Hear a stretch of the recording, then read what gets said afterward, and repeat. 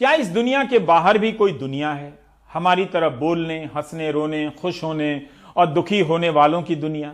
यह सवाल कवियों, लेखकों, फिल्मकारों से लेकर वैज्ञानिकों तक को सदियों से लुभाता रहा है। इंसान ने बार बार इस दुनिया के बाहर झांकने की कोशिश की। रूस के यूरी गागरिन 1961 में जब पहली बार आसमान में उतरे तो लगा कि अब वाकई आसमान भी इंसान की मुट्ठी में है, उसके पांव तले आ गया है। 1969 में जब अमेरिकी अंतरिक्ष यात्री नील आर्मस्ट्रांग ने चांद पर कदम रखे तो उन्होंने इसे अमेरिका की नहीं, इंसानियत की बड़ी छलांग बताया। One giant leap for mankind. तब से अब तक 50 साल हो गए हैं, इंसान आसमान के कुएं में झांकता रहा है। दुनिया चांद के आगे मंगल और शनि तक के चक्कर काट रही है। भारत भी 7 साल पहले मंगल की कक्षा छू चुका है।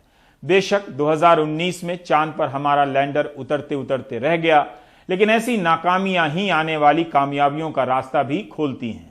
दुनिया भर में आसमान छूने की कोशिशें हार हार कर ही आगे बढ़ी हैं। आज का दिन भी इस सिलसिले की एक अहम कड़ी के तौर पर आया है। अमेरिका का एक रोवर परसिवियरेंस आज मंगल की सतह पर उतरा है। कोशिश फिर वही देखने की है, कहीं मंगल पर भी जीवन की कोई धुकधुकी तो नहीं है, कहीं कोई सांस लेता हुआ जीव, कहीं हिलता डुलता हुआ कोई बहुत सूक्ष्म प्राणी वहां है या नहीं। अंतरिक्ष के विशाल अनंत आंगन में फैली हजारों आकाश गंगाओं के बीच किसी धूल कण सी ये धरती अपनी किसी बहन को खोज रही है, और यह कविता हमारा विज्ञान लिख रहा है।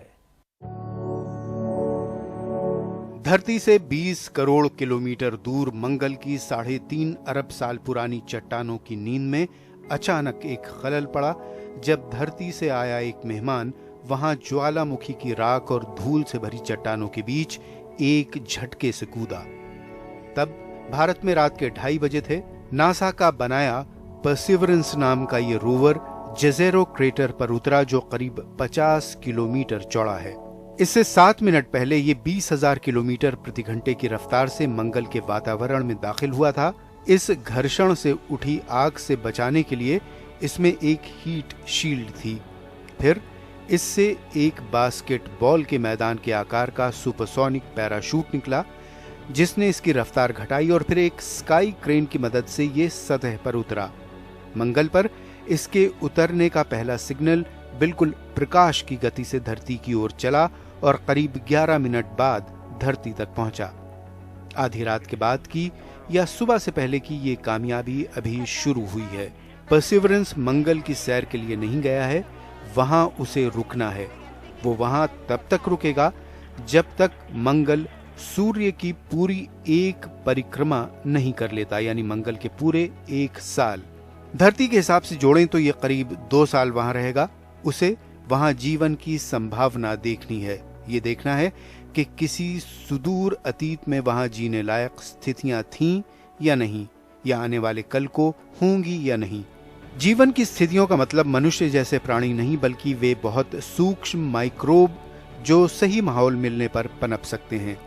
इस काम के लिए वो कई उपकरणों से लैस है।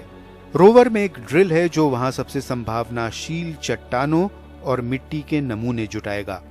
इन्हें वो मंगल की सतह पर एक जखीरे में रखेगा। भविष्य में कोई यान इन नमूनों को धरती पर लाएगा।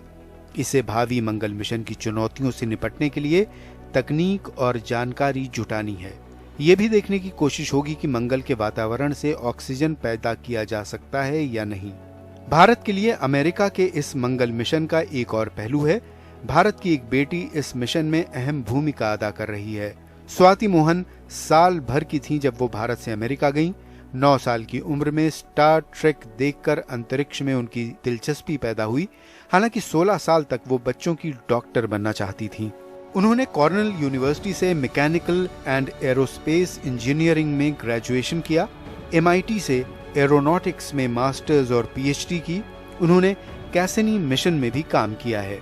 मौजूदा मिशन में वो रोवर का एटीट्यूड कंट्रोल सिस्टम देख रही हैं। 60 के दशक से अब तक मंगल के लिए करीब 60 यान चले हैं।